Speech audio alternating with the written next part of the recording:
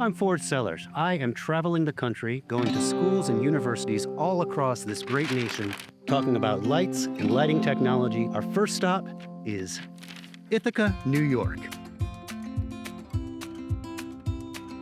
On this episode of Theatre Roadtrip, after a little more time checking out Ithaca's famous Gorges, I was lucky enough to catch Ithaca College's final production of the semester, Witch, and sit down with the lighting designer, Sean Prosick, and production electrician, Diana Cooper, to learn what went into their innovative production.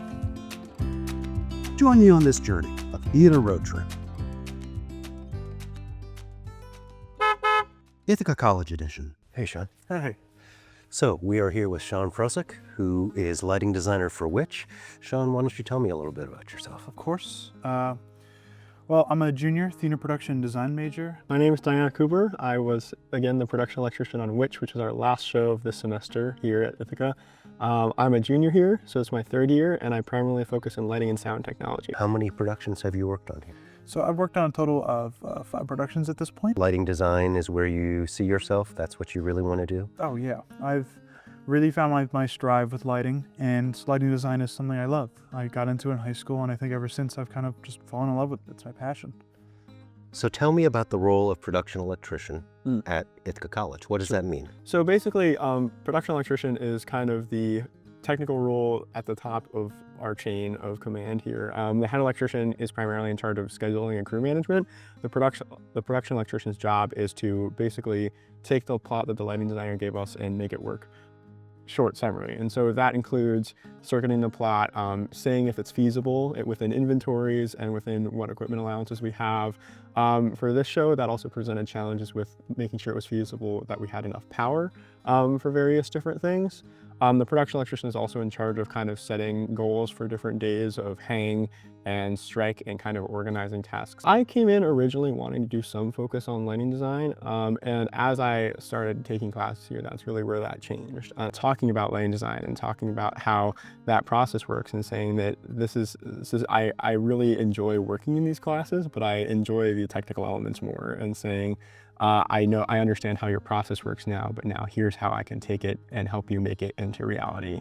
One of the things that struck me is the physical space. The theater is so small. Oh yeah.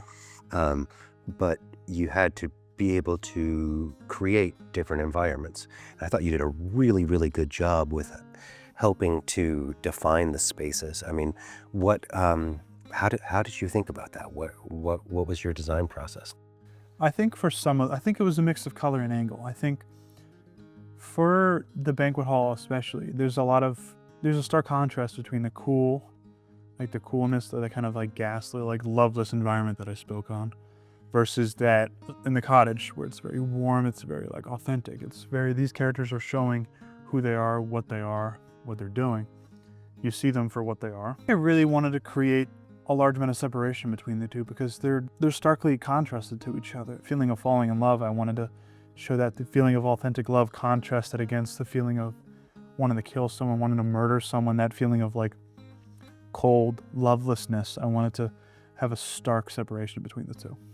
They do really contrast each other. I mean, for the cottage, I have a couple lights down there, the Ovation Psych 1FCs, to use as uplights.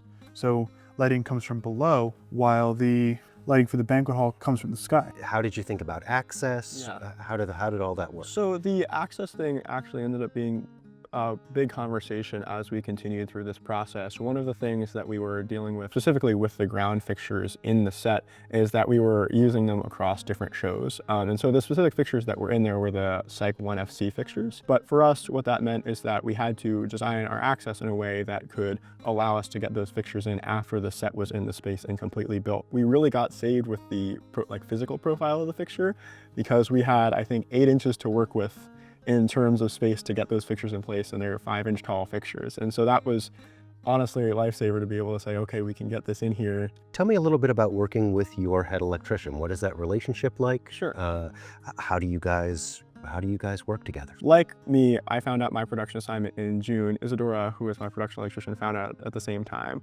And so this worked out well for me because Isadora and I were already friends, and I had some idea of how she worked and I knew how I worked. And so that was a nice thing to have. So that way, when we started actually working in this process, we could set those expectations and say, this is how I want to work with you, and this is the different ideas that I have. How can we work together to achieve them? And we have very different styles of documenting, but that worked out quite well for us in the end because I like to document all of my show stuff on my computer and she likes to work off paper. And so what that meant is that we really had kind of two cohesive methods to say, this is how we're working everything. This is how we make sure we have everything we need. And it really set us up for success. Talk to me a little bit about your relationship with your production electrician and maybe some of the challenges that you guys had or that you presented or that they presented and how you kind of negotiated and handled those. Diana helped in a lot of conversations with the uplights that I spoke about, the Ovation Sykes. There was a lot of conversation about how we were going to handle installing them, how are we going to get them from Little Women, how are we going to use them. Diana was very pivotal in having those important conversations to really just make sure that my design was achieved, and I think that I'm really thankful for her in that sense. The big thing for us really ended up being handling our dimmer counts, right? Of our plot ended up in total being, I think, 120 fixtures on 48 dimmers. And obviously, a lot of those were intelligent fixtures, but what that really meant was sitting down and counting and saying, I need you to cut this many, so that way we can kind of work within our bounds. And for us, that meant a lot of just kind of negotiating and having conversation over the week between roughs and finals and saying, where would be the best place to do this? Let's try some other things with this idea. Kind of just working in tandem with me working out of inventory and him working out of his design to see where we could get. Getting that education as I was working as a production electrician really aided how I interacted and worked with Sean. To sit in the space and say, I just need to look up and think about what I can do was incredibly useful, and I think it's something that I'm going to take away on many other productions. Our whole team of electricians were brand new, had never really touched lights before, and so kind of working in that environment and saying, how do we educate you and how do we make this work for you and have a positive experience and a good time doing it was amazing, and it was really nice to walk away and be able to say that I did that. What would you say to a younger designer coming into this program? You know, what piece of advice, if you could pick one thing to tell them, you know, this is the thing that's going to help you, what would you say? My advice to the new designer or the student designer is to just let your design go, let it rip. Coming up on this season's final episode of Theatre Roadtrip, we'll take a look at a variety of student projects and take a look back at the whole semester with Professor Saragosis and lighting and sound supervisor Devin Crode. Make sure to like and follow so you can find out when this next episode hits, and we'll see you next time on Theatre Roadtrip.